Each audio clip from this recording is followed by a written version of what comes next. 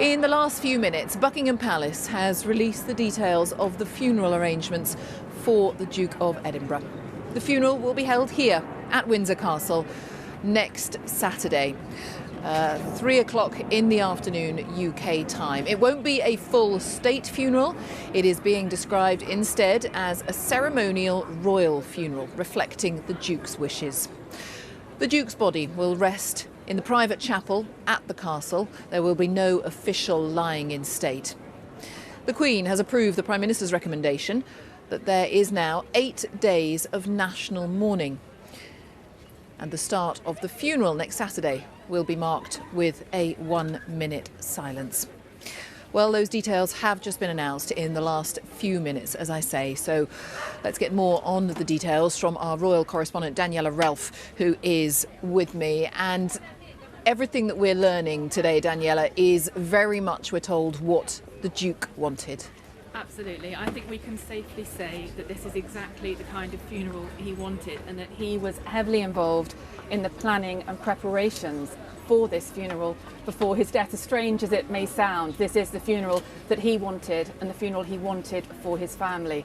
And this afternoon, a spokesperson for Buckingham Palace has said that the funeral itself will be a celebration of a remarkable life. It has been approved by the Queen because there have been a few changes because of the COVID restrictions. But as you say, it will be here in Windsor at St George's Chapel within the castle walls and the precincts of the castle at 3 o'clock next Saturday afternoon. The Duke's coffin will be carried on a Land Rover within the castle precincts. And would you believe that Land Rover has been especially adapted, and it was designed by the Duke himself. He wanted this specially adapted Land Rover to carry his own coffin, and he was involved in the designs. He was someone who loved design and engineering, and he wanted this Land Rover, this specially adapted Land Rover, to carry his coffin on the day of his funeral. So that is what will happen.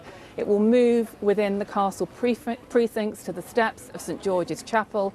It will be draped in his own personal standard. There will be a single wreath lying on the top of the coffin, along with his naval cap and his sword. The coffin will then be carried by the Royal Marines up the steps into St George's Chapel. It will pause at the top for that minute silence at 3 o'clock next Saturday afternoon here in the UK, and then we'll go inside for the family funeral service. And there are families across the country, across the world, who have had to have very different funerals over the course of the last year, not the sort of ceremonies that they would have wanted for their loved ones. And to a degree, that will apply in this case as well. I mean, I am assuming there are still restrictions on the number of people who can attend, for example. Yeah, it will absolutely apply. And Buckingham Palace staff and the family themselves are very conscious of how this will look, and the experience of so many other families over the past year. They will absolutely abide by COVID regulations on numbers, which will mean 30 people only can attend the Duke's funeral. Now, that is a personal guest list, effectively, of the Queen, of 30 people. There will be some extras because the pallbearing party, the clergy count as people performing a professional duty, an actual duty on the day. So there will be extras. But in terms of the guest list, as it were, for the funeral, that will just be 30 people. So as so many others have shared over the past year, it is the same for the royal family. It will effectively be the Queen, the 4 children, the grandchildren, and some members, personal members of staff that were very close to the Duke of Edinburgh. That is effectively the party that will be inside St George's Chapel for the service itself. And in terms of the public then, I mean, there have been, of course, exhortations ever since the Duke's death was announced not to congregate, not to gather. We've seen the extent to which that hasn't entirely worked here today at Windsor. Yeah. People have really wanted to come. So what are they saying about how that situation will be managed, I suppose, particularly here in Windsor, this time next week? It's difficult, isn't it? Because Windsor is this royal town, and they are very used to significant royal events where the town itself can have a part to play. But this really isn't the case next Saturday, and Buckingham Palace could not have been clearer. It is not the family's wishes that the public should come and try and see anything next Saturday, because quite simply, there will be nothing to see. And the best place to watch the Duke of Edinburgh's funeral is on the television next Saturday. The whole event will be televised. The service itself will now also be televised from within the chapel. So everybody is perhaps best positioned to pay their respects and to watch what is happening from the comfort of their own home. They do not want people to come here to Windsor. There will obviously be extra security and extra policing, and the public will be positively discouraged from coming into the town and waiting here at the castle. They won't see anything because everything will happen behind the castle walls here. Yes, so the palace is being quite clear on that. Just a final thought, Daniela, in terms of who has been here today, who is visiting. We've seen Prince Edward, of course.